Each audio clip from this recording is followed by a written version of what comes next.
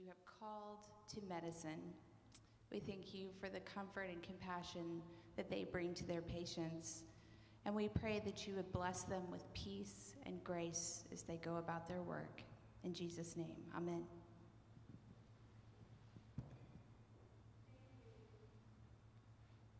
Candy. Thank you, Claire. Good morning again. Good morning and welcome to the Church of the Holy Spirit in Lake Forest, Illinois, and to the 103rd edition of our Faith at Work program.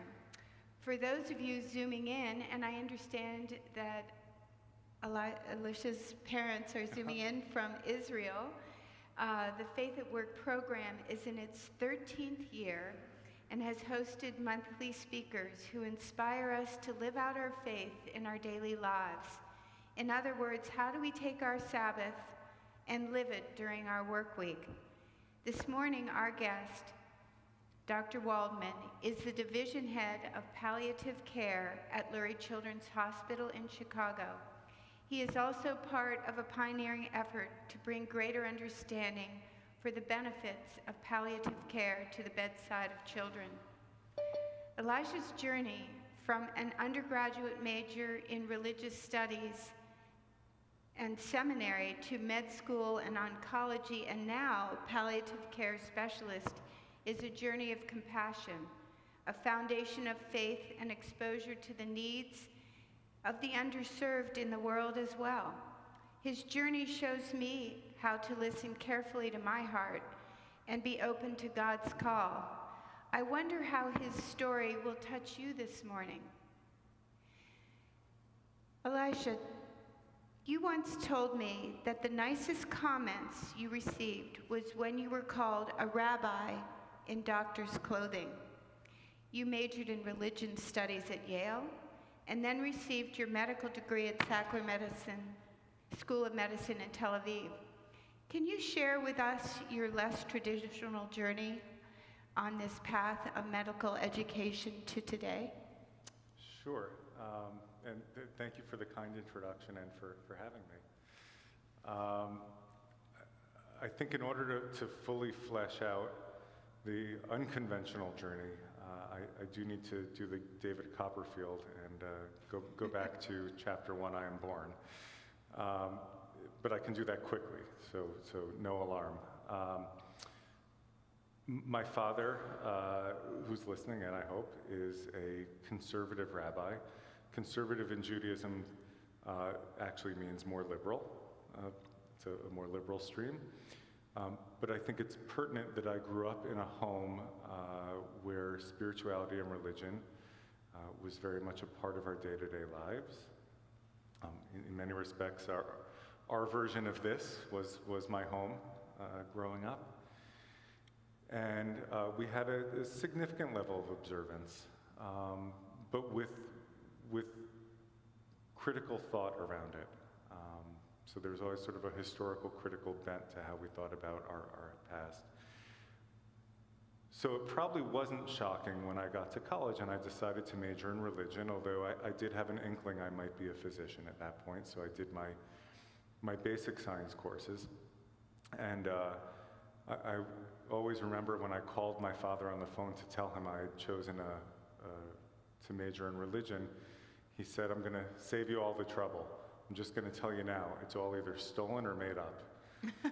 Which, you know, I include that tidbit on purpose because I found that what drew me through religious studies. And by the end of college, I did intend to go to divinity school. I wanted to be Indiana Jones. I wanted to do dusty field work and study the Dead Sea Scrolls in the divinity school. But a big part of what drove me through that, which I'm only realizing is now still relevant to my life today, is I was fascinated by the critical study of religion. So I distinctly remember a Friday afternoon seminar, for example, of learning how the candelabra in the Jewish temple, the ancient temple, was possibly derived, from an ancient Canaanite goddess's symbol. And right, it's fascinating, and sort of how does religion develop? But beyond that, the thing that really hooked me was then walking out of that class and saying to myself, so if that's true, what does that mean about my observance of, say, Hanukkah, where we light the candelabra? And that tension between interest in what's going on, interest in the study itself, interest in the observation, and that second aspect of what does it mean for me,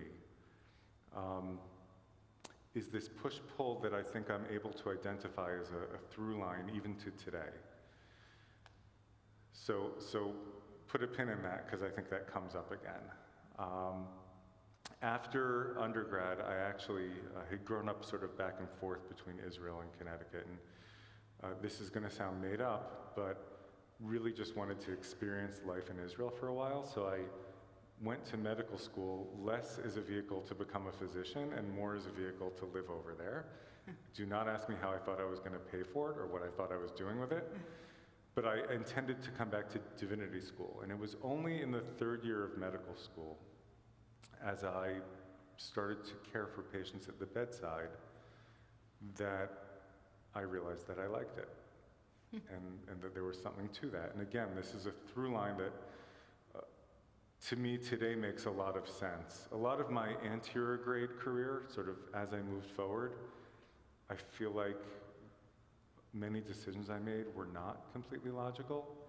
And now when I look back, there's a very clear arc to my career, which is why I'm highlighting these points. So I returned to the States after medical school, trained in pediatrics, trained in pediatric oncology, both in New York,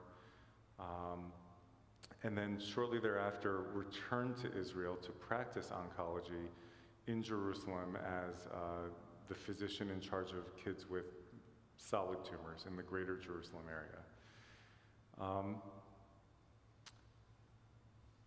And there was always a piece missing for me in my medical practice. I trained at a wonderful oncology center. I think I trained in oncology for many reasons, but one of the reasons was that I was fascinated by and challenged by the treatment of the whole person and not just one organ system.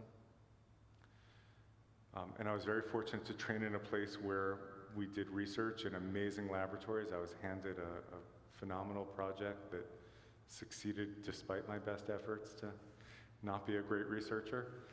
But there was always a piece missing for me. And it was only after a couple years of working actual practice in the Middle East that piece got filled in. I should add here the one other little road bump along the way that sort of told me something was missing was I worked for 1 year in the States to pay off my medical school debt before practicing in Israel. And at the end of that year, I had what I would probably identify as my first crisis of faith. Where again, I remember clearly sitting with my father at a picnic at a friend's house and saying, I can't reconcile the faith that I live by with my lived experience at the bedside. And I think it wasn't an accident that was after my first year of actual practice. In training, I saw many children die.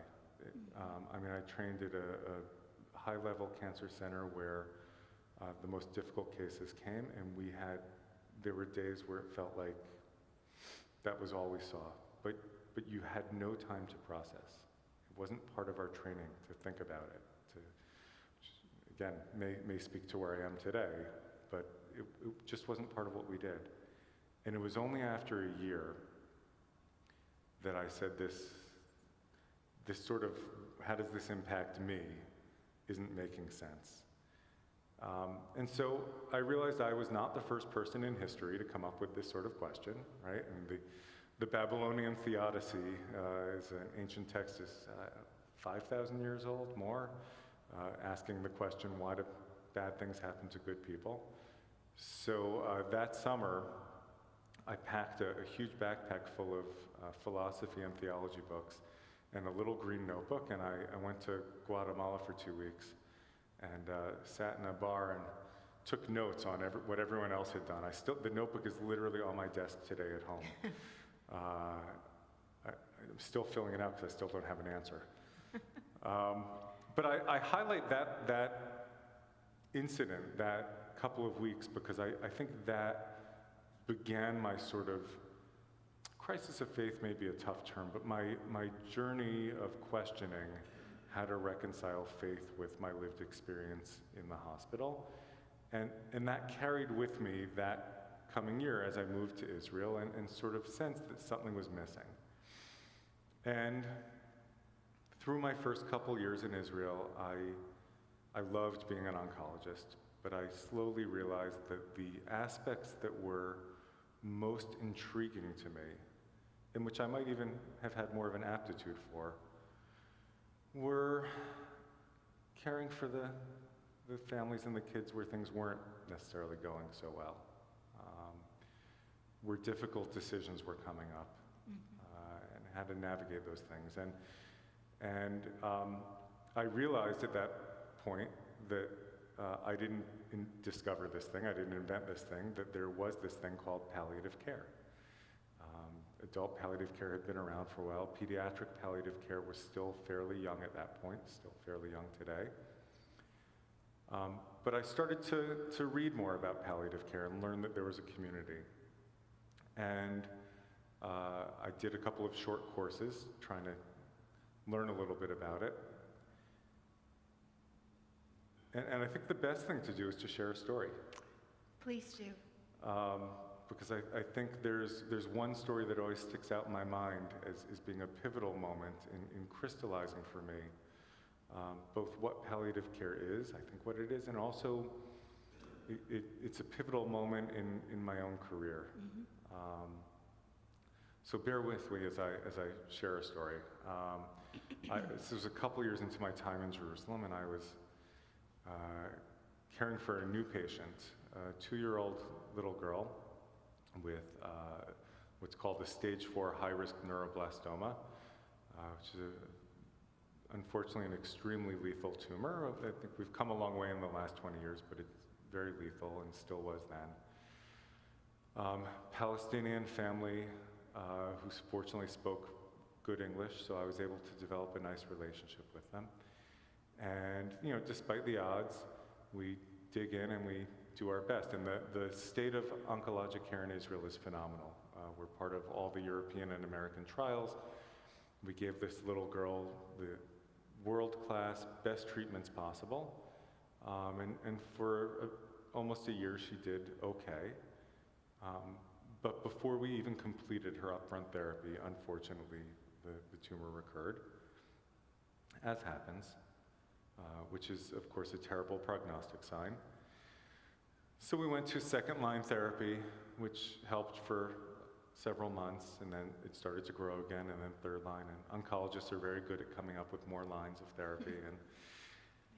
And without exaggeration, we must have gone through 6 different lines of chemotherapy until the day finally came when I got scanner results back, and I sat down with this little girl and her parents at the bedside in the clinic, and I had to say to them, I don't have any chemotherapy left.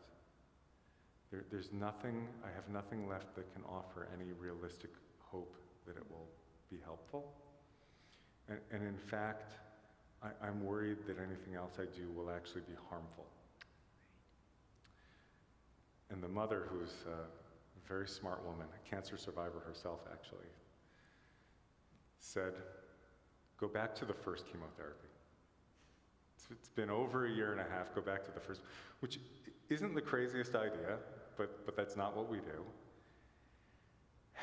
And I had a moment of crisis as an oncologist, and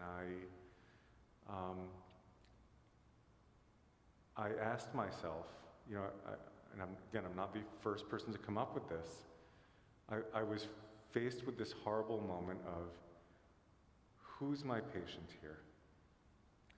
is my patient, this little girl, and my job, and I developed quite a relationship with this family by this point. So I had, we can talk about emotional stake in a bit, but is my job to advocate for the child and protect her from further therapy that could just be harmful and painful? Or is my patient the parents? Because this kid's gonna die, no matter what I do. And is my job to allow these parents, after that, to feel that they've done everything they could do as parents and to go on with their lives in whatever way that parents manage to. I still, to this day, don't fully understand how parents do it. And there's a tension between those two things. It's hard to be both. And through coincidentally around that case, I had also been doing some of my early work in studying palliative care and training in palliative care. And I realized that I also was missing a more fundamental question, which was not the who is my patient, is it this little girl or is it the parents, but a much more fundamental, who is my patient? Who are these people? What are their values? What are their hopes? What are their fears? What makes them tick? Where do they draw their strength every day? And how is that working for them now? It feels funny for me to recount this now. Embarrassing. Because how do you treat someone, how do you care for a child who's facing potential death for almost 2 years and not know the answer to those questions? But such was the case. Such is the case often in medicine. And so I spent a couple of very intensive days with my very, very rudimentary at the time palliative care training, trying to turn to that question. And they must have thought I was nuts when I started, but instead of talking about chemotherapy, I talked to them more about what's life like at home when you're not here? What's her life like at home? What are you hoping for?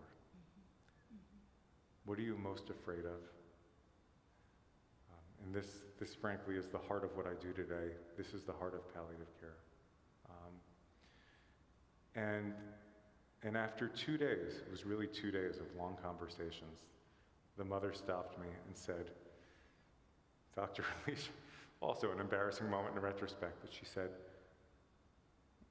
"We know you love our daughter." So I just get a little choked up when I tell the stories. I have this child's picture on my desk to this day. We know you love her.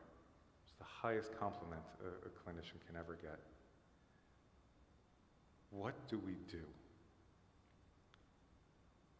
And because of those 2 days of conversations that I had neglected to have over the previous almost 2 years, I was able to answer in a different way. I was able to respond in a more reflective and inclusive way by saying, based on everything you've described in the last 2 days, it sounds to me like what's important to you is to not be here in the hospital and to have as much time with her, feeling good as possible, outside of here for as long as possible. And the parents looked at me and said, absolutely. That's exactly what we want. And I was able to say, okay, if that's the case, here's the plan. We're going to do this mild chemotherapy. Maybe we'll slow things down. We'll keep her out of the hospital, minimal side effects. And that's what we did. But it's an important, and I don't know how it comes across in the story, there's an important pivot in how we approach the decision making. Right. In just 48 hours of talking differently, it went from this sort of head-to-head, give me this, what do you want type approach, right? Do you want more chemotherapy, do you not want more chemotherapy, to a, who is this family and what makes the most sense here? Yeah. Ultimately, she had a few more weeks where she was able to be out of the hospital. She ultimately, you always hear this in the movies, the patient died in their arms, and you know, I always feel in medicine like that's a little bit sort of made up, but she died in my hands. I'm still in touch with the family who went on to have another child who's healthy. It was a very meaningful moment for me, and that pivotal moment of who are they, who is my patient in the deeper way, caused me to pivot in my career to such an extent that I actually went to Boston for 2 years to train formally in pediatric palliative care, to the point where today I don't practice primary oncology anymore. I do miss it, but I devote my time fully to palliative care now, and to helping our medical systems, because I am involved sort of nationally and internationally in some of these efforts, helping our medical world not wait until 2 years into treatment to ask those sorts of questions, which is harder than it sounds, because our medical system is not designed for this, and it can sometimes be an uphill fight. I want to add to this, because I've shared this story before in other contexts, but I think in the last couple years I've realized that there was another question that was in the back of my mind as I sat with them that day, that has also become a through line in my career to now. And the other question that was somewhere in the back of my mind as I asked, who is my patient, was also the question of, who am I in all of this? And that's a really hard question in medicine. And again, I don't know how many clinicians may be listening to this. At least when I trained in medicine, that's trained out of you. I was taught very clearly in medical school how to deflect questions, how to draw lines, how to not be emotionally involved. And I think part of what I always liked about oncology was you kind of had to blur those lines a little bit.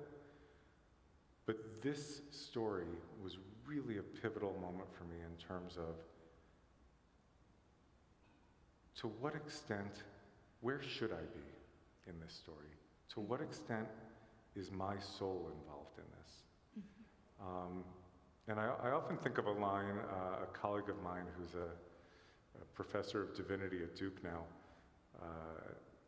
once shared with me this line from her own divinity school, where a professor of hers said, of divinity school, not medicine, but it's applicable. He said, if you pass through this place and have not shed a few tears, then you've completely missed the point. And that line always stays with me now, because that's how I feel about caring for seriously ill children. If you care for seriously ill children and have not shed a few tears, then you have missed the point. And I want to be careful. This is not a plea for abject weeping and gnashing of teeth at the bedside and loss of perspective. It's not, right? There is such a thing as clinical composure and rational. I always think of Paul Bloom, who's a psychologist at Yale, has a great book called Against Empathy, which just makes interesting arguments around this. But I realized then, and I continue to struggle till today, with this issue of, I must recognize that I am touched by my patients. I am not unchanged by them, and my soul is in the room when I am caring for them. My energy is in the room, and it matters. It really matters. God, the oncologist me, if I heard myself 20 years ago talking like this today, I'd probably blush. But I would say, and then I can sort of open this up, but I would say that marked the beginning of my last decade, which has been this dual effort, which resonates with that effort that I sort of pointed out in college of the observation and the how does this impact me. My last decade has really been a combination of deep dive into palliative care and how do we do this work, and how do we do this work better, and how do we help our colleagues do this work better, interdigitated, for lack of a better term, with where am I in all of this, which has really been highlighted by or made more acute by the presence of my now 2 little boys, 3 and 5, which I came to parenthood a little late, and that has really, those kids have really accentuated this particular debate in my life. So, I warned you earlier, I'm a preacher's kid and there's no short answers. This was my long answer to, I think you gave me like a short open-ended opening question, but that's where I am today. I think you talk about the challenge between these 2 elements. I think whether you're in medicine or in a career outside of medicine, if those 2 tensions are not in your life, as you say, they're not touching your soul. And as you tell me your story and you say there was an arc, to me I'm saying there's God.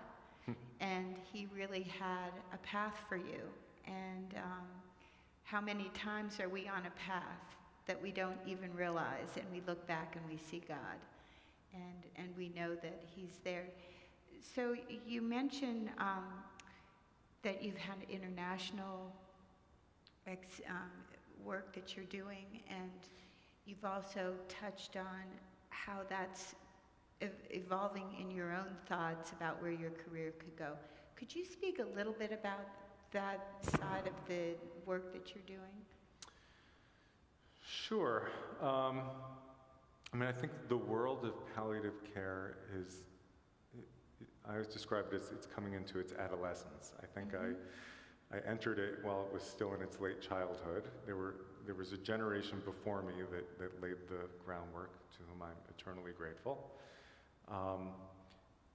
And I think in the early years, most of the people working in palliative care were very focused on how do we get services going here in the States and in Western Europe? Like, how do you even start setting something up in a hospital? And now we're fortunate enough that I think we're asking slightly more advanced questions. We're still struggling with setting things up in hospitals here, not to be mistaken, but there are some robust groups who I'm honored to work with who are asking questions like, how do we do this in severely resource-limited settings? Exactly. How do we bring this to, this year I've been doing a bunch of virtual teaching with colleagues at Northwestern in Lagos, Nigeria, for example. How do you bring this not just across distance and not just to resource-limited settings, but across cultures, which is fascinating. I've been involved the last couple of years with a group doing work on how do we bring this into refugee crises. Imagine that in humanitarian crises, not just refugee crises, but humanitarian crises in general, where the rule for decades has been triage. Here's the tent for the people who aren't going to make it, the expectant, and here's people who we think we can save, and let's do it. And organizations like Doctors Without Borders, for example, are now starting to work seriously on, well, maybe even if the shells are flying overhead and the earth is trembling, maybe there is a place to still pause for the humanity before we take someone's leg off, or before we allow someone to die. Maybe there is a different way for us to approach that, to bring the family together. I mean, it's especially acute in refugee crises where you often have broken families. And so I have no answers for any of that. Mm-hmm. I'm not sure any of us do. We're still very early in the work. Mm-hmm. But I think it's encouraging to me that those questions are being asked. And frankly, I'll bring it closer to home. I find that young trainees these days are asking these questions more often, which I also find heartening. You know, I hope it comes across. I love working in pediatric palliative care, and when residents see my joy at working in it, I'm often asked, so, you know, did you know you were going to do this when you were a resident? And the answer is, when I was a resident, this was not a thing. It simply did not exist. And it's really heartening is the word, that I think the newer generations are starting to come into medicine with the opening premise of, this is a thing. We may still not have it down, and we may still not know the ideal delivery method, but at least the starting point is, this is real, and this counts. Whether that's, you know, here at Lurie Children's or in a refugee camp in Bangladesh for the Rohingya refugees, it counts equally. You mentioned at one point that you actually see the application in our inner city Chicago and in the racial tensions that we face there. And I'm also curious to see, Lurie's is a hospital that treats all children regardless of their ability to pay. So you see that confluence of society in the hospital itself. Can you speak to the ways in which you actually see change there? Maybe there's even an example that you could share with us. Oh, you're going to put me on the spot. No, you don't mean to do that. No, look, it's true. I've often spoken about working in Jerusalem, which is a city that is literally divided. There's a physical wall that goes through the eastern part of the city, and what it meant to work there for years. And I've often spoken about how Chicago is no less divided. There's just not a physical wall, but there's still half of the city that is afraid to come to the other half for medical treatment. They're afraid they're going to be experimented on. They're afraid they're going to be disrespected. They're afraid they're going to be treated differently. I fear that those are often well-placed fears, right? I mean, those fears aren't coming out of nowhere. And I do believe that, I mean, yes, I believe the hospital has taken upon itself the mission of meeting that. And I believe that palliative care plays an important role in that. You know, as I just described in that example story, to me, palliative care is fundamentally about seeing the person in front of you for who they are. Right? Setting aside their diagnosis, their patient, the things that make me most nuts are when people refer to patients either by their diagnosis or by what room they're in. Right? I'm not here to see room 301. Right? I'm here to see the child who's in room 301. It sounds so trite, you would not believe how often that still goes on. And that's to me also fundamental to palliative care, is seeing the people in front of us for who they are. And with the current political climate in America and the challenges right here in Chicago, that should be front and center at helping remedy the ills that we face. Learning, and it doesn't have to be palliative care, it can be our colleagues as well, but learning how to sit down in a room and maybe not just starting with, this is the kid with X tumor who needs Y treatment, or the kid who just was in a car accident who needs this neurosurgical procedure. But maybe working in with that simultaneously, and who is this family? Mm-hmm. Mm-hmm. What are you feeling right now? Mm-hmm. Right? And it's magical. Right. I mean, I really cannot stress it enough. It's almost, I'm thinking back to a situation I was in just last week where a family meeting sort of moved into a very powerful space very quickly that was almost spooky. Mm-hmm. And it's amazing. And I think too many of us fear that, whereas we should be embracing it and creating more space for that breathing room. I'm encouraged that you speak about that educational component for the incoming physicians. And it says to me that things are changing, that people like you are making an impact in their medical teaching. And I just wonder, what does the future hold for you?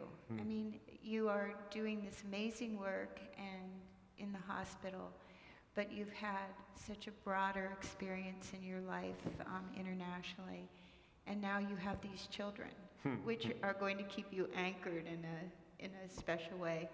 But, you know, where do you think, this is a bigger question, where do you think God is calling you in all of this? I mean, you talk about your soul, it seems you're very in touch with that. So I wonder what you think about your future. Wow, that's a big question. Yeah, I know. We all have that question. I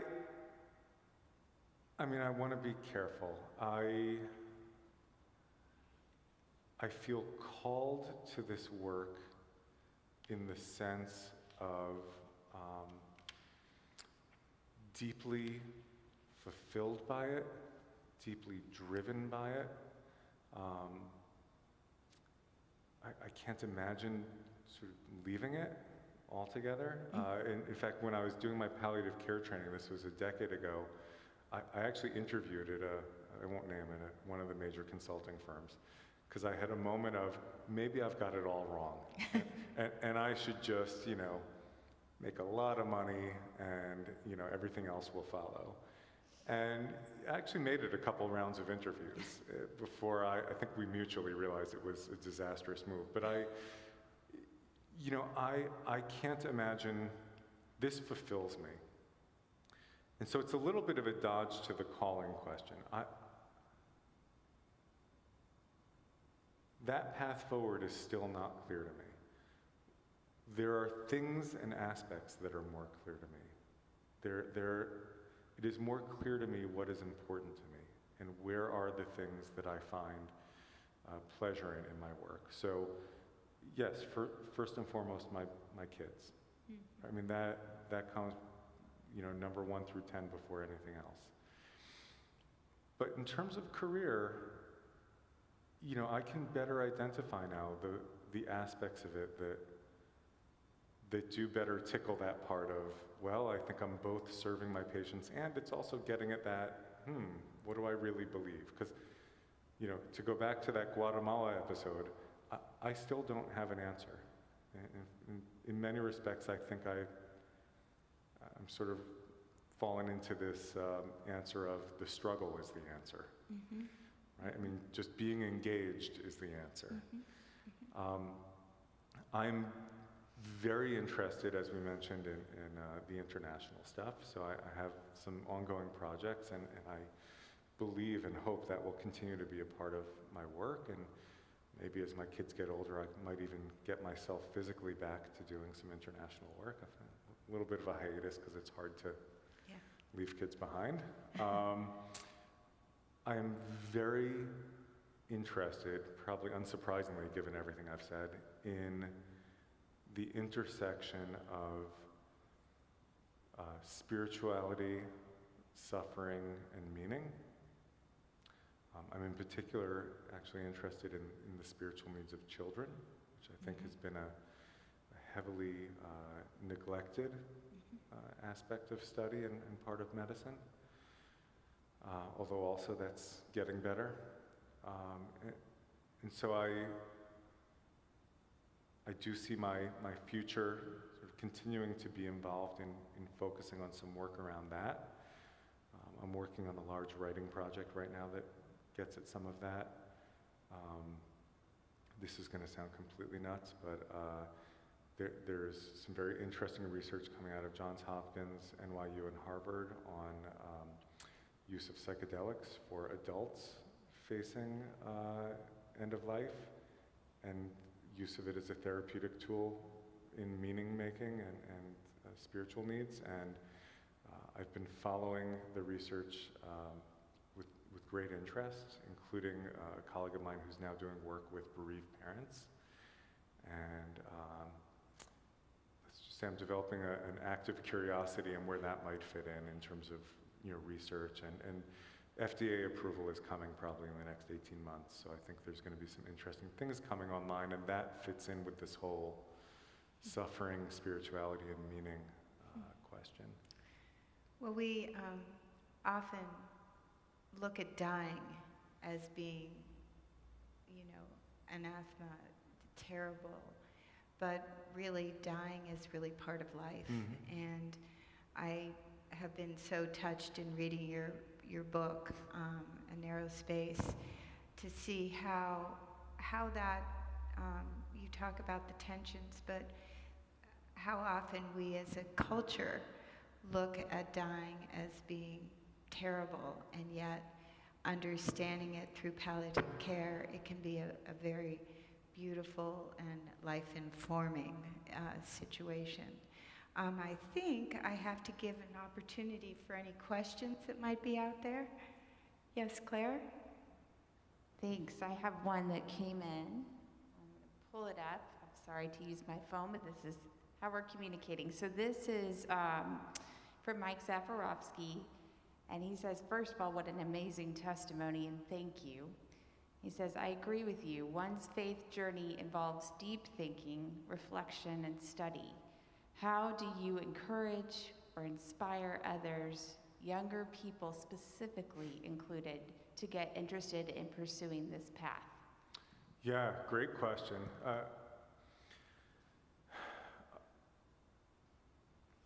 Part of it is just is teaching, right? I mean, so I lecture at the medical school level, at the residency level, at the fellowship level, and try to get people excited about this sort of stuff. I mean, when I'm asked to speak, I typically will not pick a topic like pain management for kids, which, I think is important, but I will typically go for more like things that I've spoken about today, right? Spirituality. I just gave Graham rounds last week at NYU on spiritual needs for children. But I think the more important answer to the question is identifying the members of the younger generation who have that spark and helping them not have it extinguished. Because I do still fear that our training system is really not built to encourage this. Like a lot of fields, we're facing an epidemic of burnout, especially in COVID times. And I see it in our own residents. By the end of third year, they want to get their work done. They want to, it's very easy to become cold and detached. And so when I have residents, I had a resident last week who was in a family meeting with me that was very powerful. And afterwards, I never quote residents, I'm going to tell her that I brought her up here. Afterwards, she said to me, the only thing I could think of in that moment was so powerful. I was just thinking about this piece of music that I'm familiar with, right? So when David heard, she might be familiar with, right? And which I had not listened to before. It's great because residents, I never get homework from residents. was great to go home and listen to that. And my response to her was, don't lose this. You know, your instinct to sit in a room and think about a piece of art that captures the ineffable nature of what's happening in that room, do not let that get stamped out, because that's what's going to make you a great clinician, or at least a good human being.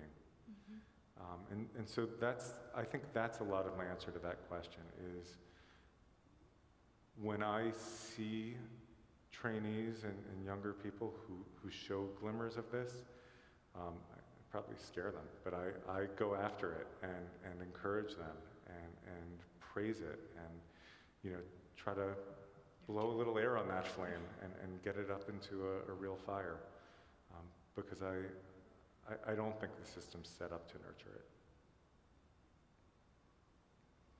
Yes, Gary. This is Dr. Schaffel, who was a former speaker here at Faith at Work. Thank you for having me. I loved, excuse me, I loved your comments. I love the way you used the word, you know, you talked about your soul, you talked about energy, you talked about the practice being magical, and these to me are all synonyms for God. But I'm wondering if you could comment specifically on your upbringing as the child of a rabbi and your faith in childhood, and how that may have impacted some of your thoughts as it pertains to your work. Yeah, that's a great question. I mean, there is no doubt in my mind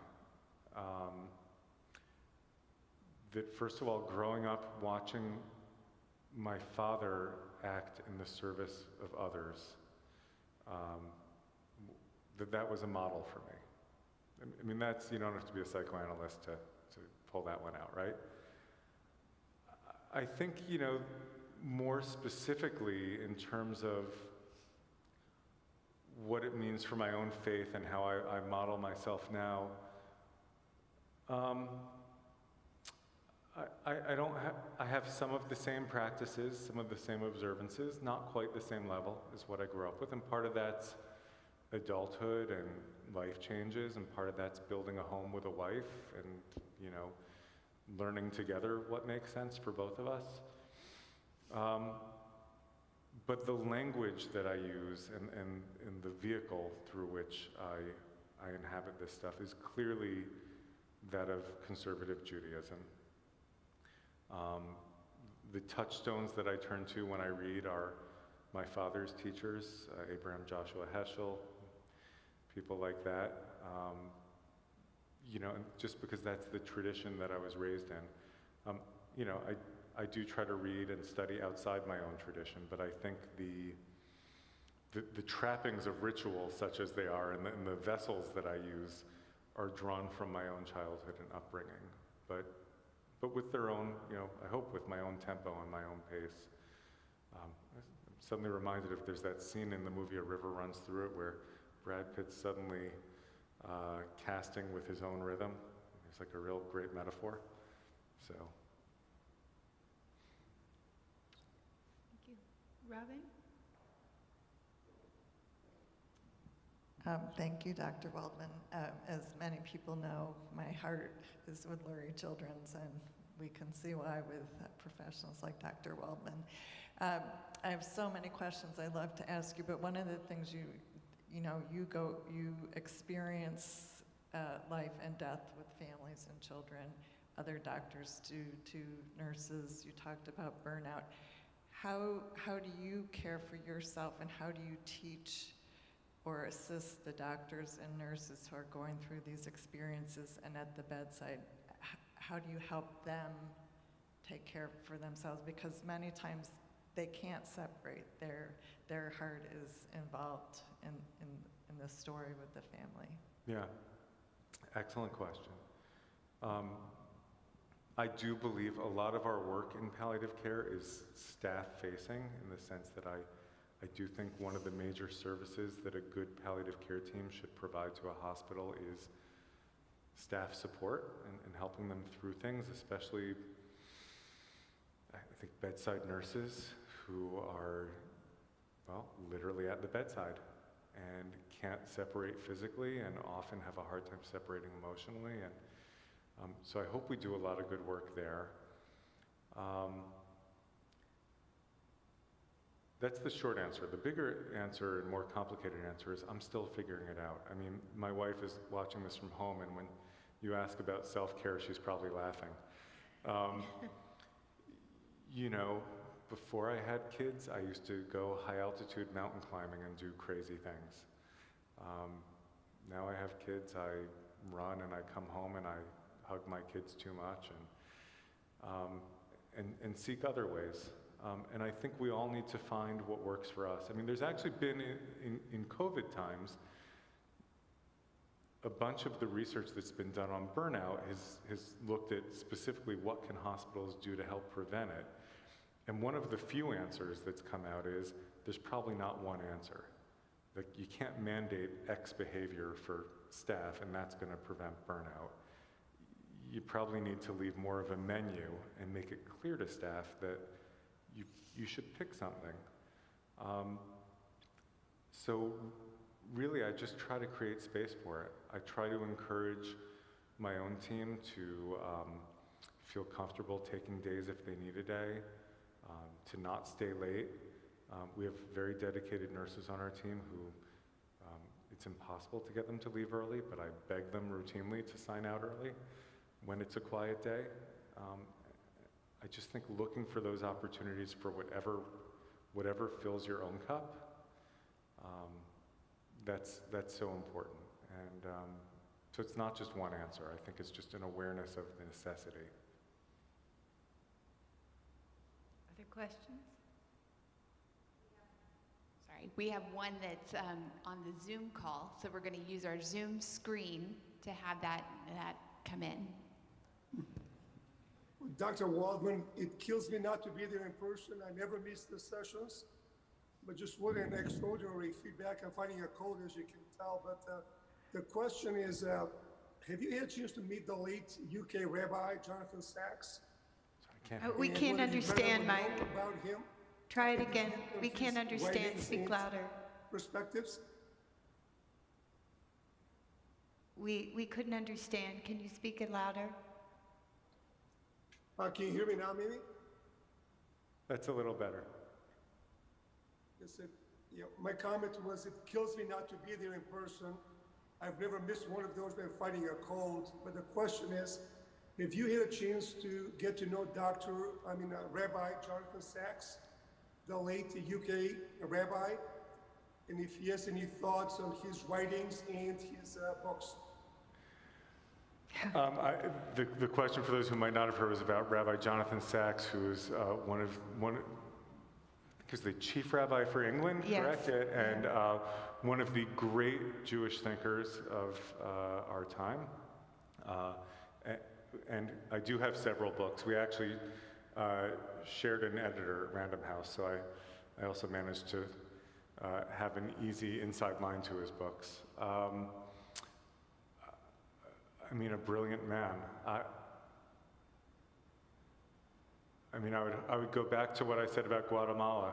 I am not the first person in 10,000 years to come up with these sorts of dilemmas, and I sit on the shoulders of giants, whether it's Heschel or Sachs, and I'm grateful for the fact that they wrote their books and that I have their words to rely on for wisdom. And agree, I appreciate the reference to mention him. I'm familiar with Rabbi Sachs. I think, he is somebody who goes beyond just a Jewish thinker. He is a thinker of all times, and grateful for his words, and so sad that he would pass in COVID and not have that full celebration of his life. But it carries on through you and through others, and that's a blessing. I'm afraid we have come to the end of our time, and it has been such a pleasure to spend this morning with you and to understand how being in the moment is also part of God's bigger picture. So as you continue to study and take notes in your book, We are excited to see how God will work through you and with you to inform your pathway. And I think, the question I asked before is, what have I learned from all of this? And I think I've learned that I need to trust God to be in my life and to guide me as long as I'm keeping my ears open, because that's what you've taught me. So thank you. I'm going to close with the prayer of St. Francis.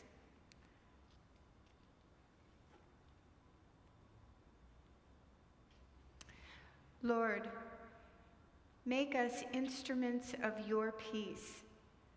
Where there is hatred, let us sow love.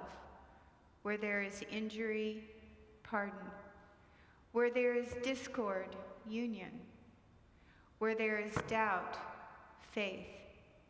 Where there is despair, hope. Where there is darkness, light.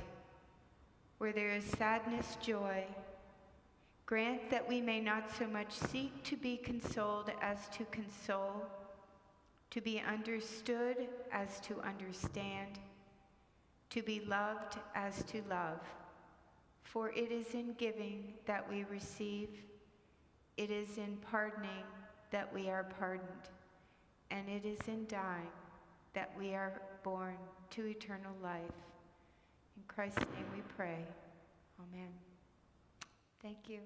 Thank you for having me.